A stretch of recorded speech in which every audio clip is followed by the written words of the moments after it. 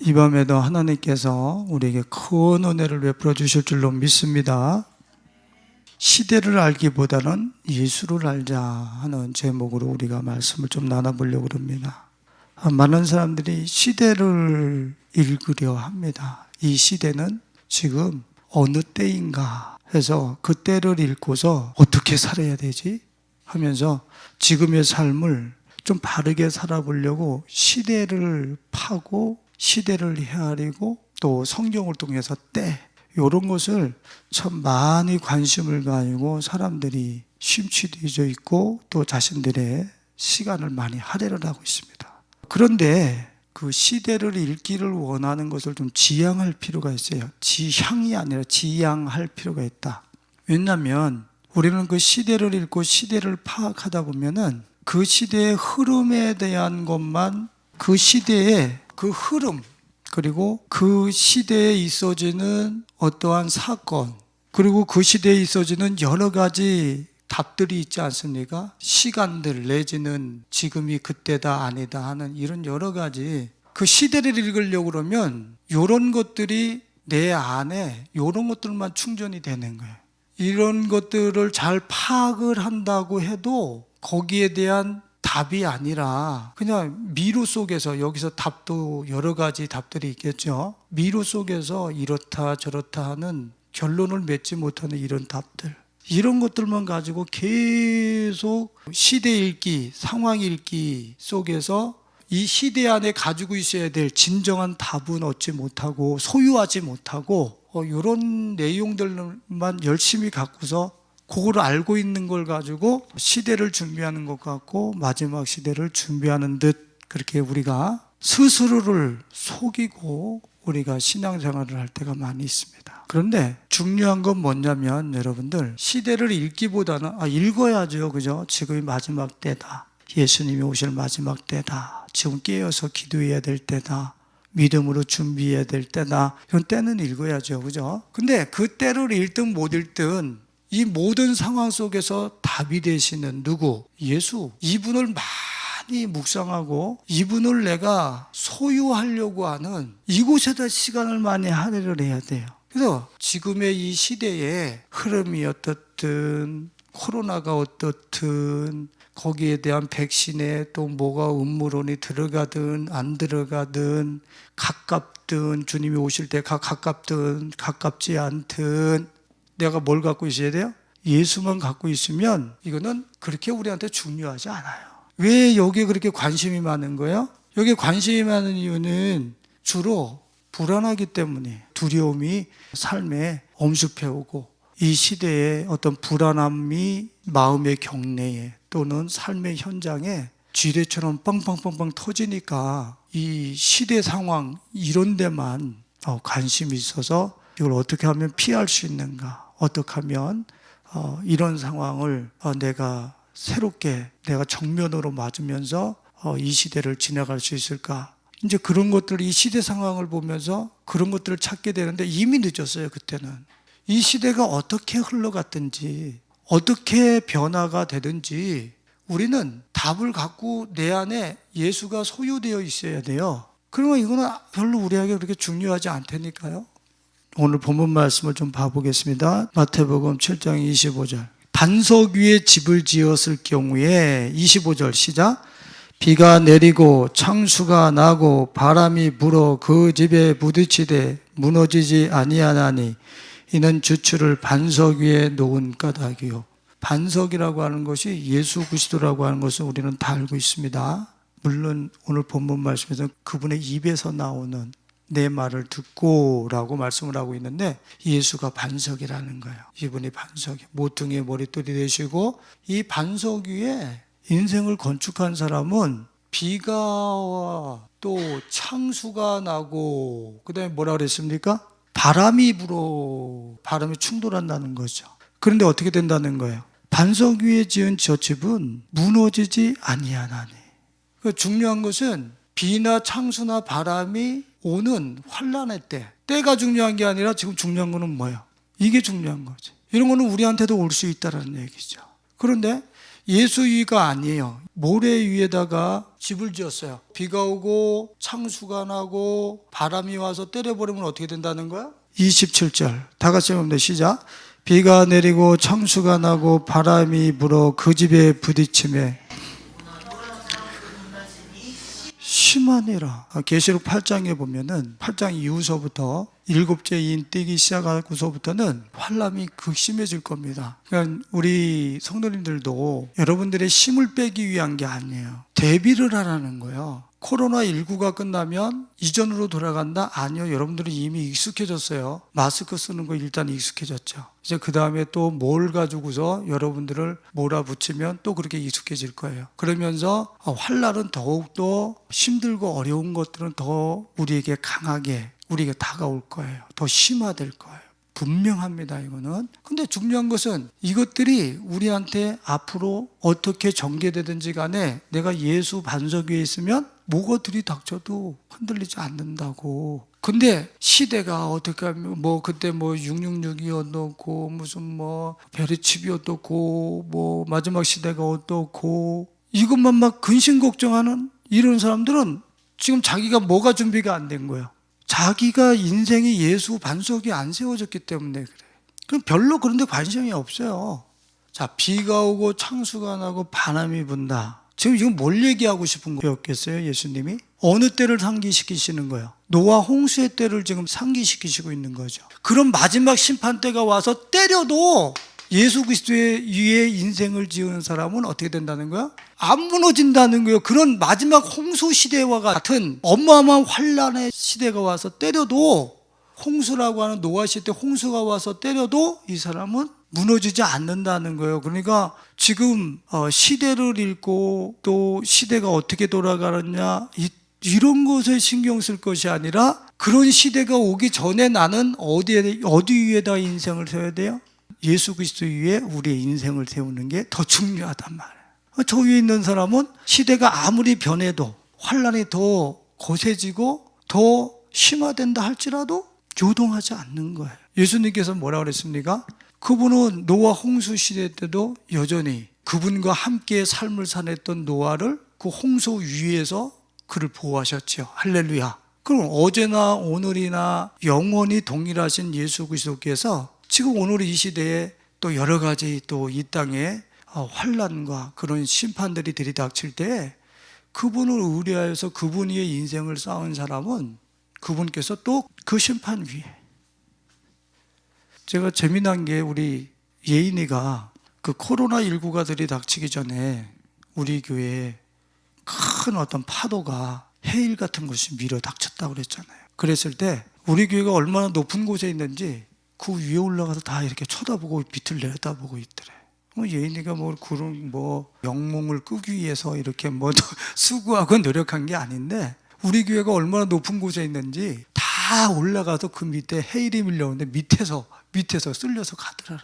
그리고 또 장면이 전환되어지면서 도리어 그 위에서 그 롤러코스터 타듯이 배를 타고 그 위에서 밀려오는 해일을 즐거워하고 또 내지는 즐기는 사람들. 파도 막 밀려오면 윈드서핑이라고 그래? 그 쫙 파도가 밀려오면 더 그냥 좋아하잖아. 그런 사람들은.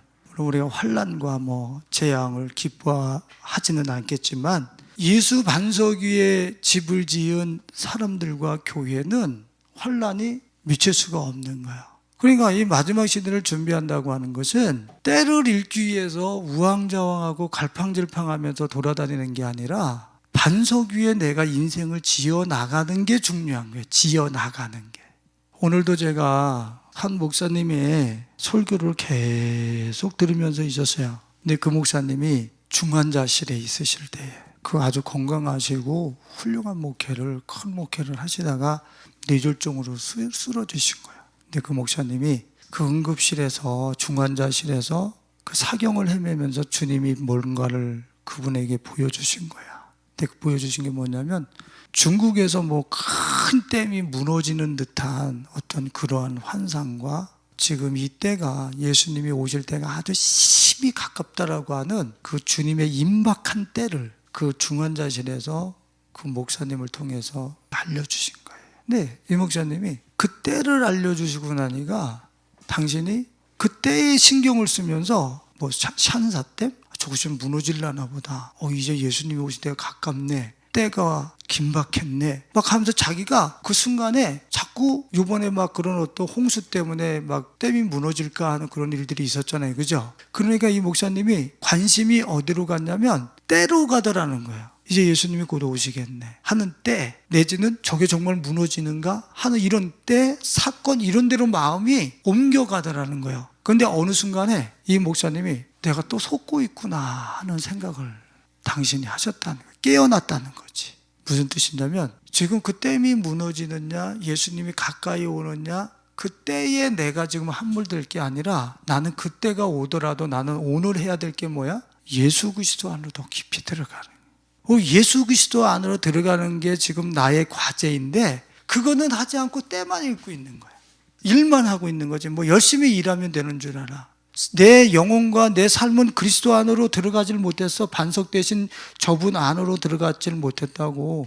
근데 내 들어가지 못한 어떤 삶의 내용들과 목록들과 삶의 어떤 그런 습관들은 들어가지 못한 것은 많은데 그냥 때에만 그냥 관심이 있고 일에만 관심이 있고 이러면 나중에 그리스도 안에 내가 들어가 있질 못하고 그리스도 위에 내 인생이 건축되질 않으면 이런 홍수 심판과 같은 것들이 마지막 시대에 들이닥쳤을 때는 그건 못 견뎌내는 거예요.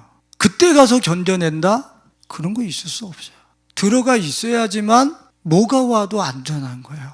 그러니까 지금의 성도들이 마지막 시대를 준비하는 과제는 기도원에 올라가서 짐 싸들고 올라가서 기도하면서 주님 오실 때를 기다리고 또 때를 읽으면서 동분서주하게 몰려다니는 것이 아니라 자기의 일상 속에서 그리스도로 자기의 인생을 짓고 그리스도 위에 자기의 인생을 건축하고 그리스도 예수 안으로 내 인생을 가지고 들어가는 게 제일 중요한 거예요. 그게 마지막 시대를 준비하는 지혜라는 것이죠. 자, 예수의 이름으로 이런 것들을 많이 지금은 666입니다. 지금은 뭐 앞으로 짐승의 표가 어떻고 앞으로 백신을 통해서 들어오고 나가고 뭐 별 이야기들 나도 듣지요. 근데 그게 나하고 무슨 상관이 있어? 그런 정보들은 그냥 있는가 보다. 그게 홍수가 돼서 와서 칠 수도 있어. 근데 나는 지금 예수 위에 내 인생을 건축하는 게 중요하단 말이지. 근데 우리는 예수 위에 나를 건축하는 게 아니라 이거를 정보를 많이 입수한 거를 준비를 했다고 그래. 그거 완전 섞는 거야. 그건 준비한 게 아니야. 그건 예수 안에 들어가고 예수 위에 세워진 거 아니야. 그래서 아까 그 목사님이 상황에 치우치지 않고 내가 또 상황으로 나가고 있네. 지금 예수 그리스도께로 가야 되는데 그분이 이제 깨어 있으신 분이니까 빨리 당신을 캐치할 수 있었지. 수많은 사람들은 그냥 요 일을 열심히 해놓고 그게 그리스도 안으로 들어가는 줄 알아? 그런 거 아니란 말이죠. 제가 이번 주에 우리 목사님들하고 독서 모임이 있었어요. 독서 모임이 있었는데 목사님들하고 이제 이야기를 나눈 다음에 한 선배 목사님이 그런 말씀을 하시다. 우리가 책을 읽고 책에서 이야기하고 있는 사람들의 심리, 내면, 치유 이런 것들만 얘기하고 할렐루야 밥 먹으러 갑시다 이렇게 하고 끝났으면 우리 독서 모임은 진짜 큰일 날 뻔했더라는 거예요. 자, 예수 그리스도의 이름으로 목사들이 모였죠. 공 찾는 것보다 낫지 뭐, 그지? 책 읽으면서 그 안에서 사람의 심리가 어떤지 어릴 적 유아기 때 있어지는 인격과 그 상처들과 그 유아기 때 모든 것이 형성되더만 그런 것들을 읽으면서 서로 공유하고 할렐루야 사람은 어릴 때 다 인격이 형성되는 거구만. 그래 밥 먹으러 갑시다. 어떡하라고? 그렇게 하고 끝나면 어떡하라고? 그러면 나보고 5살 6살로 다시 돌아가라는 얘기야? 아니면 나보고 자녀들 5살 6살 때 잘해주란 얘기야? 그 책을 읽으면 답이 없대니까 그렇게 형성됐다라고 하는 것만 이야기해 주지 나보고 돌아가라는 얘기야. 지금 얘들 다 컸는데 지금 어떡하란 말이야 지금. 아무런 답도 없어. 그럼 지금의 부모님들 저기 5살 6살짜리 애 낳는 부모들한테 가서 얘네들의 지금 심리 상태가 건강하려면 지금 5살 6살부터 얘네들이 완성되니까 잘해줘야 되는 못해서부터 잘해줘야 됩니다. 그것만 하라는 얘기야? 그러면 그 부모들이 잘해줘요? 어렵는 소리 하지 마. 그 부모가 먹고 사는 일에 바빠가지고, 그리고 사람이 태교한다 하지만 속에다가 애기 놓고 담배 필 거 다 피고 뭐 술 마실 분들도 태교를 위해서 10달 동안 이러는 사람들은 극히 드물어. 그러니까 그 책만 가지고 우리가 거기서 독서 모임을 했어. 그러니까 오늘 참나 우리 지식의 또 한갈피를 또 여기서 축적했네. 자, 우리 밥 먹으러 갑시다. 그래서 어떡하라고. 근데 그 목사님이 우리가 그렇게 끝났으면 참 큰일 날 뻔했습니다. 근데 다행히도 그 어릴 적 시간에 이미 우리는 다 지나갔지만, 또 우리 자녀들도 지나갔지만, 또 그런 성도들이 그 시간을 지나가서 그 아픔을 그대로 갖고 있지만, 형성시키고 또 건강하게 준비하지 못한 그 내면의 이렇게 돼서 우리가 아프구나 진단을 해서 예수 그리스도 안으로 들어가서 싹 치유받을 수 있는 것을 우리는 답으로 이야기하면서 그걸 더 많이 공유하는 거예요. 할렐루야. 자, 제가 만일에 책에 대해서 우리가 독서의 모임을 가졌어요. 그러면 우리는 잘난 척하고 예수보다 책에서 가지고 온 정보를 많이 나눕니다. 그리고 예수는 원래 답이야. 이거 다 알아. 누구든지 다 알아. 그러고 하고 예수는 스치고 지나갑니다. 대부분. 그러면 이거는 책의 지식을 내면화한 거지 예수를 내면화한 게 아니에요. 이 독서는 말자 헛일이에요. 뭘 어떡하라고. 답 한 개도 없어. 그런데 봐보세요. 책을 나눔이 어떻게 바뀌어야 되는 줄 아세요? 책을 나눠. 책에 정보를 나누고 느낌을 나누고 각자 본 시각을 나눠. 짧게. 그렇게 하고 예수 얘기를 더 많이 해. 할렐루야. 예수 얘기를 더 많이 하는 거라니까. 그러면 이 책의 정보가 쑥 들어가서 여기서 소화가 돼. 드디어 이게 우리 목회 사역에 또 성도들에게 또 목회자에게 양약이 되고 실탄이 되어진 거예요. 할렐루야. 이 예수라고 하는 이곳에서 이 책을 내면화하지 못한 상황 속에서 이 책만 막 크게 해서 어린아이들 6살 이전에 다 인격이 형성된 데더라. 어린아이의 비밀 창고가 어땠대더라. 이거를 장황하게 얘기해서 설교에 써먹어서 그 뭘 어떡한데. 이미 6살 다 지났는데. 애기들 다 컸는데. 말짱도로 오게 쓸데없는 얘기하고 있는 거거든. 그러니까 우리가 내 시간을 보낼 때 또 내가 그 사람들과 교제를 나눌 때에 그 교제가 큰 게 아니야. 교제가 큰 게 아니야. 교제가 예수 그리스도 안에 들어가도록 쑥 갖고 들어오는 거지. 제가 우리 목사님들하고 나누는 어떤 그런 제가 섬기는 조가 있어요. 그러면 그 조에서 얘기를 나누다가 예수 그리스도 안으로 쑥 갖고 들어오는 거예요. 이렇게 돼야지 그 시간이 내게 유익이 되고 내가 그리스도로 내 인생을 짓고 그리스도 안으로 내가 들어가는 것이 된단 말이에요. 조금 아까 제가 말씀드렸던 그 목사님이 그런 말씀을 하시더라고요. 사람이 얼마나 사악한 존재인지 변화무쌍한 존재인지 의지와 신념을 가지고 믿음을 소유한 듯 하지만 그 의지와 신념을 가진 믿음은 비가 나고 창수가 나고 바람이 나는 앞에서는 싹 날아간다는 거예요. 자신이 가지고 있는 의지와 신념의 믿음은 싹 날아간다는 거예요. 내가 가지고 있는 믿음은 예수 그리스도 믿음의 주요, 믿음의 주인 그분이 내게 주신 그 믿음이야지 나의 의지와 신념으로 형성시킨 믿음은 가짜라는 거야. 믿습니다 하는 거 필요 없어. 그는 환난과 핍박의 때가 오면 싹 날아가 버린다는 거지. 믿음의 주인이신 예수 그리스도께서 우리에게 주시는 선물의 믿음이 있어. 믿음은 성경에서 믿음의 주체를 예수 그리스도로 얘기를 하고 있거든요. 그분이 당신을 우리한테 주시는 거야. 당신을 주셔서 내가 소유함으로 인해서 내가 갖고 있는 믿음, 그게 진짜 믿음이라는 거야. 내 신념과 의지를 가지고 믿습니다 하는 이 믿음은 그거는 믿음이 아니고 그분이 당신을 우리에게 수혈해 놓고 우리 안에 넣어주신 당신의 생명력과 믿음의 주가 허락해 주신 믿음의 선물, 그것이 내 안에 있을 때에 그게 진짜 믿음이라는 거예요. 그게 진짜 믿음이에요. 그 믿음을 가진 사람은 요동하고 흔들리지 않는다는 거예요. 우리 여러분들 베드로라고 하는 그 위대한 제자, 수제자를 알고 있지 않습니까? 근데 베드로가 예수님이 대제사장 집에 끌려갈 때에 그 베드로가 어떻게 하죠? 저주까지 하잖아요. 그죠? 이거 어떻게 생각하세요? 베드로는 어떤 사람이었죠? 죽은 자가 벌떡벌떡 일어나고 변화산상에서 모세와 엘리야까지도 본 사람이요. 변화산상에서 자기 예전에 저 구약시대 때 일하던 엘리야, 자신들이 신격화하고 있는 그 모세, 그 엘리야랑 그들을 만났단 말이지. 그들 봤어요. 베드로가 어떤 사람이었어요? 무리를 걸은 기적을 갖고 있죠. 그죠? 그러니까 예수님에 대한 믿음이 얼마나 많았겠어요. 그죠? 그런데 당장 자기가 죽음 앞에 놓이게 되니까 어떻게 됩니까? 부인해버리죠. 기적과 이적 이런 것들을 내가 많이 행한다고 그래가지고 믿음이 좋은 게 아니라니까. 그건 구원 얻을 만한 믿음이 아닌 거예요. 내가 하나님 앞에 허운석 선교사님인가 그 아마존강에서 그분이 얼마나 연계에 깊었는지 저는 다른 분의 입을 통해서 들었는데, 하여튼 문선명 씨가 그렇게 소유하고 있는 어떤 연계, 그런 세계를 기도로 같이 공유하면서 자기가 그렇게 영적으로 깊이 들어갔다는 거예요. 그런데 그분이 나중에 뭐라 했냐면 그거는 구원과 상관이 없는 거라는 거예요. 마지막에 가서 폐암인가로 돌아가셨다고 그러는데, 돌아가시기 전까지 그분이 얘기한 게 뭐냐면 예수 그리스도만 얘기하다 돌아가셨어요.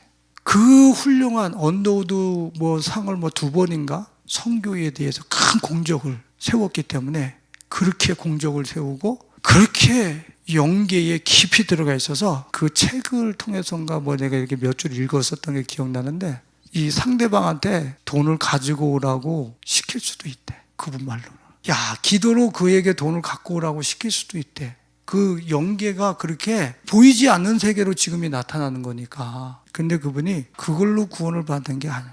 자신의 이 안에 마귀 새끼와 똑같은 자기의 속성이 예수 그리스도로 새롭게 되어지는, 거듭나서 변화되어지는 자기 속에 있는 그 뱀의 새끼와 같은 마귀와 똑같은 그 속성이, 그 속에 악한 악의 종자 같은 그 덩어리가 예수 그리스도와 연합하여 그분 안으로 들어가지 아니한 어떠한 은사, 어떠한 영계를 다 헤매고 다닐지라도 그거는 구원과 상관이 없다라는 거예요. 충격적. 우리는 은사를 많이 갖고 있고 대단하게 생각을 하면은, 내가 하나님과 직통하는 것 같으면 내가 구원받았다, 믿음이 좋다, 우리 이렇게 생각하잖아. 근데 은사와 자신의 그 독사의 자식 뱀의 속성을 가지고 있는 그 속성이 예수 그리스도와 연합이 돼서 그분으로 심령이 새롭게 되어지지 아니한, 거듭나지 아니한 그 심령은 구원과 상관이 없다.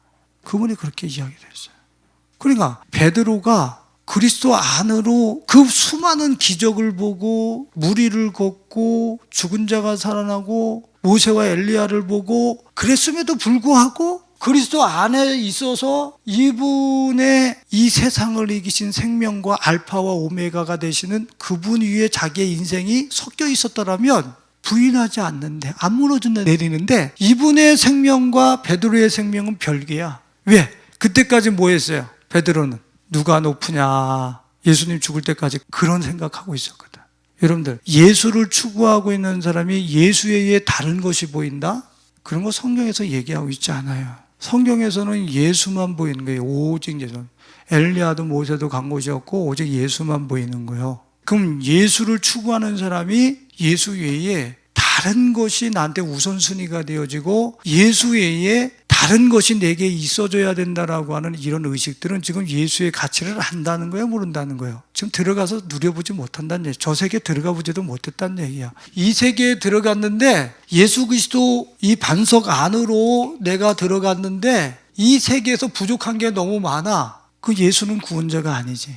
예수 그리스도 안으로 들어가서 내 인생을 건축했는데, 이 안에는 예수님이 뭐라 그러냐면 내 안에 와서 쉬어라, 안식해라. 요한복음 19장 30절에 다 이루었다. 우리의 구원을 영원까지 다 이루어 놨다는 거야, 예수 그리스도 이분이. 그러면 이 안에 들어가는 사람은 이 세계의 만족으로 인해서 더 이상 다른 것은 추구하지 않게 돼 있어요. 다른 것에 목마르지 않게 돼 있다니까. 자, 봐보자. 이 안에서 내가 그래도 내가 좀 사람들한테 좀 명예도 좀 있어야 되고, 사람들 보기에 또 외적인 어떤 그러한 성장도 있어야 되고, 이 사람은 지금 예수 안에 있는 게 아니에요. 지금 예수 안에 이런 게 결핍되어 있다라고 생각을 하고 있는 거잖아요. 이 사람은 벌써 지금 예수 안에 지금 결핍이 되어 있다라는 거예요. 예수 안에 이런 것들이.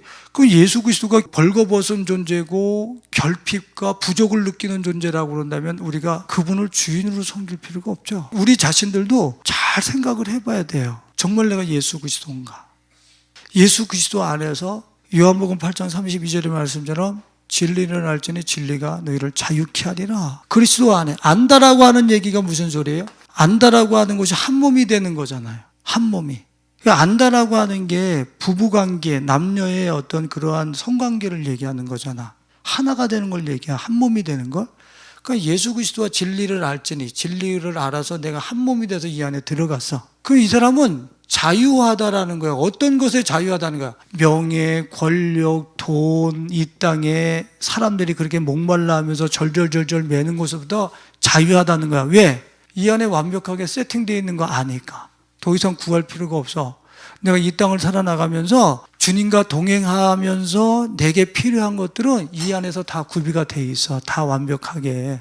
그러니까 경쟁 모드로 절대로 살지를 않아요. 어마어마한 선물인 거예요, 지금 우리한테. 수요일날 제가 말씀을 나눴잖아요. 시편 37편 18절에 보면은 시인이 하나님의 통치를 받지 않는 사람들이 마음의 소원에 지나는 것들로 성취되어져. 그런 것을 보면서 부러워하지. 하나님과 상관없는 사람들이 왜 저렇게 복을 받고 살지?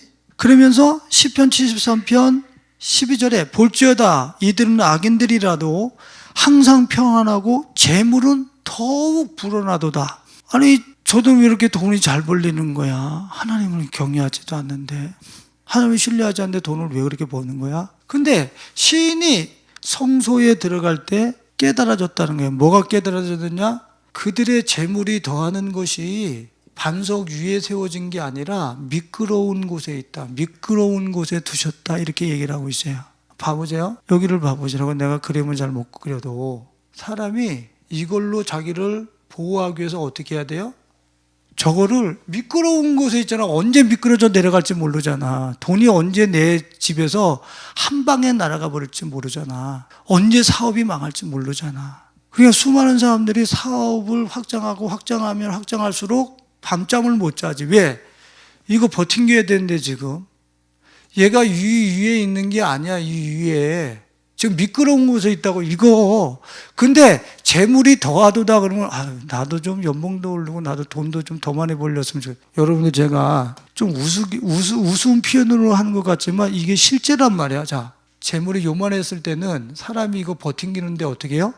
재물이 요만했을 때는 어떻게 해요? 발로 이렇게 축구공처럼 이렇게 버팅기고 있을 수 있겠지. 근데 재물이 더하도다. 더할수록 어떻게 되는 거야? 나는 오직 저기만 바쳐야지. 지금 뭐 마누라하고 밥 먹는 거, 자식들하고 어디 놀아 이런 거 어딨어 지금. 오직 저것만 바치고 있어야 되는 거야. 미끄러운 곳에 뒀기 때문에. 이것이 저 사람에게 피난처가 되어주고 환난할 때에 마지막 때에 이 사람을 재물이 더한 것이 지켜지느냐? 환난할 때가 오지 않아도 굴러내려가면서 저 앞에 압사당하는 거지. 삶이 완전히 프레스처럼 땅에 완전히 납작하게 제로 상태로 무너져 내리는 거예요. 그렇기 때문에 자 봐보세요. 시인이 미끄러운 곳에 두셨구나. 그래서 사람들이 이거 버팅기냐고 절대 안식이 없어. 근데 이 사람이 시인이 어떻게 했다고 그랬어요? 성소에 들어갈 때 깨달았다 그러잖아요. 그럼 이들만 깨달았다는 얘기예요? 내가 얼마나 축복받은 사람인지, 이 성소 대신 예수 그리스도 안에서 얼마나 자유한 인생을 축복받은 인생인지, 안전한 인생인지를 자기가 지금 경험했다는 얘기죠. 어디 들어갈 때? 지성소에 들어갈 때, 성소에 들어갈 때. 다시 얘기하면 성전 대신 그리스도 예수 안에 들어갈 때, 여러분들의 그 인격, 여러분들의 삶의 내용이 예수 그리스도께 섞여질 수 있길 예수님의 이름으로 축원을 드립니다. 그분 안으로 그냥 확 들어가 버리라고. 그분 안으로. 그분과 나의 생명이 별개로 떨어져 있으면 베드로처럼 부인할 수밖에 없어요. 비가 오고 창수가 나고 바람이 불면 깨질 수밖에 없어요. 무너져 내릴 수밖에 없어요. 그런데 예수 그리스도 반석 대신 저분 안에 내 인생이 들어가 있으면 홍수가 오고 마지막 심판이 와도 절대 무너지지 않는다.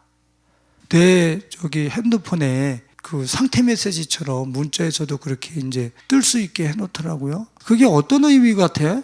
저는 여러분들 보셨어요? 제 상태 메시지 같은 거 그 핸드폰에 이게 별 같은 혹성 지구인데 제 머리가 여기에 이렇게 들어가 있어요. 이렇게 해서 사진을 내가 찍었어요. 일부러. 예수 그리스도 돌 대신 그분 안에 짱돌인 내가 들어가서 연합되어 있는 모습을 거기서도 얘기하고 싶었던 거예요. 별, 진정한 돌이 되신 예수 그리스도 안에 이 돌대가리를 갖다가 집어넣었을 경우에 얼마나 행복한 사람이 되는지를 그 사진으로 찍고 싶었던 거예요.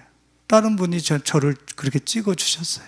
자, 우리 다니엘서 2장 44절과 45절 말씀. 자, 같이 44절 45절 읽어봅니다. 시작.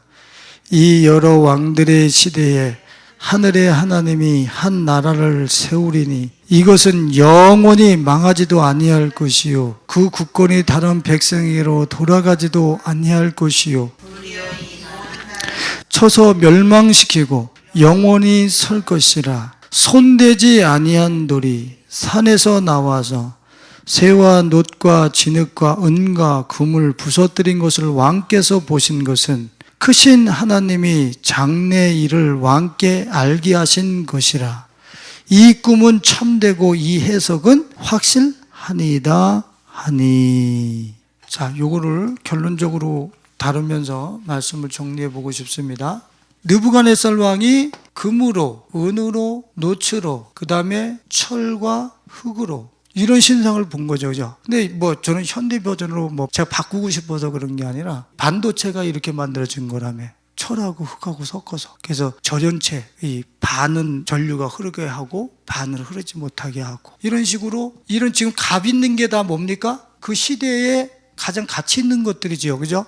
이런 것들을 가지고 각 시대에 바벨론, 페르시아, 메데아 바사, 헬라, 로마 이렇게 해석을 하고 있거든요. 근데 이 가운데에 이 시대에 이 신상을 깨뜨리는 손대지 아니한 돌이 있었대요. 손대지 아니한 돌이 와서 때려버렸다는 거예요. 그러니까 이런 것들은 금은, 노, 철, 흙 이런 것들은 어떻게 됐다고? 가루로 다 바뀌어버렸어. 그리고 이 돌이 이 세상에 뭘로? 태산을 이루었다고 그랬어요. 태산을 이루었다. 우리 인생을 지을 때 이 돌을 우리가 손대지 아니한 그 돌을 예수 그리스도라고 이야기하잖아요. 예수 그리스도. 그럼 여러분들 봐보세요. 이 모든 시대에 가치들이 있어. 은이 최고의 화폐로 쓰여진 때가 있었단 말이에요. 금보다도 더. 여러분들은 이걸로 인생을 짓습니까? 손대지 아니한 뜨인 이돌로 인생을 짓습니까? 솔직하게 예수 잘 믿어서 금이 내 집안에 금고에 많이 있어야 되겠습니다. 은이 화폐가 됐을 때처럼 내가 예수 잘 믿어서 돈이 많이 있어야 되겠습니다. 근데 이거는 깨어져서 산산에 다 부서졌다니까 이걸로는 인생을 건축할 수 없다라고 시대적인 어떤 이런 제국들을 말씀하면서 거기서 같이 있던 것들을 부숴버리면서 이걸로 절대로 인생이 지어질 수 있는 것이 아니라는 걸 성경이 얘기를 하고 있는 거예요. 근데 우리가 아주 우습게 보고 있는 돌, 건축자들이 다 버린 예수, 그 돌이 태산을 이룬다는 태산. 그럼 우리 인생을 지을 때 예수를 가지고 우리 인생을 지어야 된다는 얘기를 하고 있는 거죠. 지금 다니엘서는 온 세상에 내가 교사라고 하는 직분을 갖고 있어요. 직업을. 그 세상에서도 나는 누구로? 예수로. 태산. 온 세상을 덮었다 그랬잖아. 그럼 내가 저기 군인이야. 군인인 그 사람도 거기서 뭘로? 예수로 인생을. 내가 의사야. 의사로 자기의 그 직종을 가지고 예수를 가지고 거기서 자기 인생을 쌓는 거야. 어느 분야든지. 만일에 내가 배우지를 못해가지고 또 내지는 흙수저다 보니까 내가 좀 이렇게 다른 사람들이 좀 업신여기는 그러한 직종에 내가 거할 수 있어요. 근데 그 직종에서 뭘로? 예수 그리스도로. 그럼 그 사람이 결국 우리들이 생각하고 있는 어떤 가치 부여에 따라서 그 사람이 그렇게 마음이 갈팡질팡하고 열등의식을 갖고 그렇게 무기력해지고 초라해지고 그럴까요? 예수 그리스도로 인생을 지은 사람은 그런 것으로부터 자유한다니까. 그냥 저 안에서 내가 완성됐다는 걸 스스로가 알아요. 그리스도 안에서 저분으로 인생을 지은 사람은. 근데 우리는 지금도 금은, 노, 철, 흙 이런 것들, 땅덩어리들, 강한 것들 이런 것들을 모아다가 우리의 인생을 지으려고 교회 안에서 그렇지. 여러분 완전히 생각이 바뀌어야 된다니까요. 그 다니엘서 2장 44절에 이 여러 왕들의 시대에 하늘의 하나님이 한 나라를 세우리니 이것은 영원히 망하지도 아니할 것이라. 이 돌을 뭘로 또 표현을 하고 있냐면 하나님의 나라로 표현하고 있어요. 하나님의 나라. 우리 하나님의 나라를 아주 우습게 생각해요. 영원하다. 이건 국권이 어디로 돌아가지도 않아. 누가 여기 들어와가지고 침략해 들어와서 뺏어갈 수도 없어요. 이 나라는. 이 하나님의 나라, 미국보다도 안전하다는 데가 저 나라라고 지금. 미국에서도 그 불안과 공포와 두려움 속에 살아야 되는 그런 나라가 아니라고 이 하나님의 나라는. 이 나라 안에 우리 성도님들이 이 땅을 살아나가면서 누려야 될 복지 혜택이 저 안에는 다 세팅이 돼 있어. 할렐루야. 갑자기 뭐 부도가 나가지고 뭐 의료보험이 어떻게 된다 저렇게 된다 이런 거 두려워할 필요도 없어. 이 안에 들어가서 살면. 하나님 나라 안에 들어가서 살면.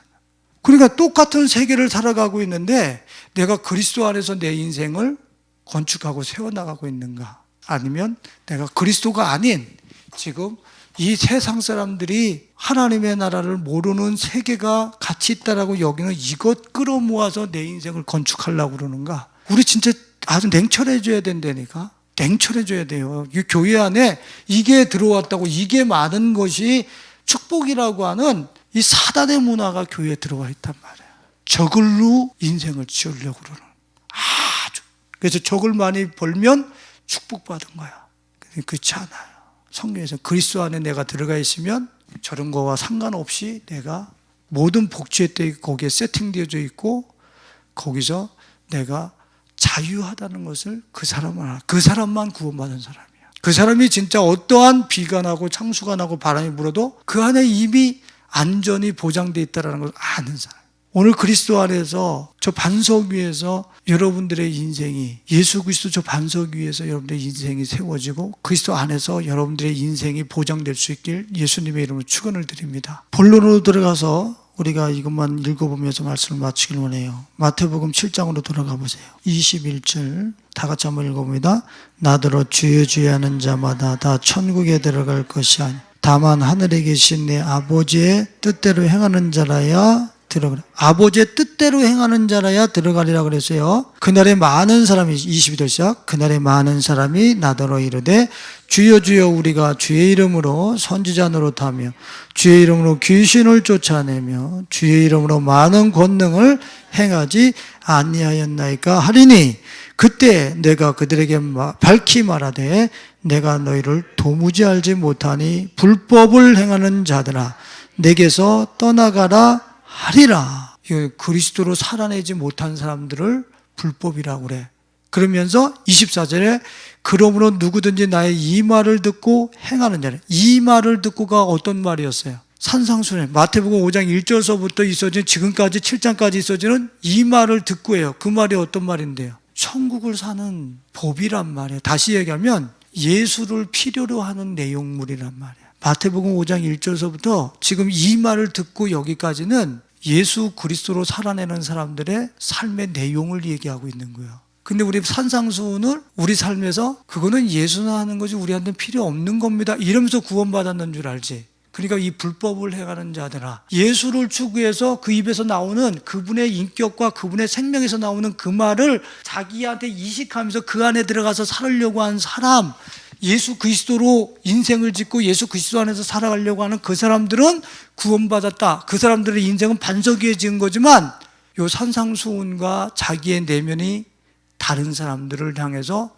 주님 앞에 와서 주여 주여 내가 선지자 노릇하고 귀신을 쫓아내고 배우고 먹고 마시고 길에서 따라서는 불법을 행하는 자들아. 좀 무서운 얘기한 거예요.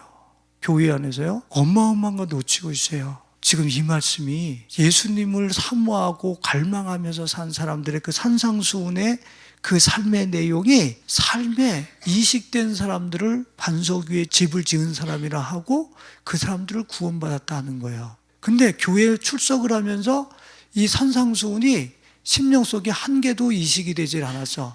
그리고 주여 주여 선지자노라고 11조 하고 교회도 가끔 나갔습니다. 아, 내가 우리 목사님 얼마나 좋아하는지 아십니까? 불법을 행하는 자들. 우리 예성의 교우들은 한 사람도 빠짐이 없이 지금서부터 산상수훈의 예수를 사모하는, 의에 줄이고 목마른 그 산상수훈의 삶의 내용, 하나님 나라의 법칙이 여러분들의 내면화되어지는, 그래서 그 말을 듣고 행하는, 그래서 반석 위에 집을 짓는, 반석 대신 그리스도 안에 집을 짓는 삶들이 되어서 앞으로 무엇이 들이닥쳐도 이것보다 더한 제곱으로, 이것보다 더한 환란이 들이닥쳐 홍수가 쓸어가도 절대로 쓸어갈 수 없는 그런 삶, 그런 안전, 그런 보호받는 축복을 가지고 그 홍수 속에서 수많은 사람들을 향하여 구명줄을 던져줄 수 있고 안전지대를 제공할 수 있는 우리 예성의 가족들이 될 수 있기를 예수님의 이름으로 축원드립니다.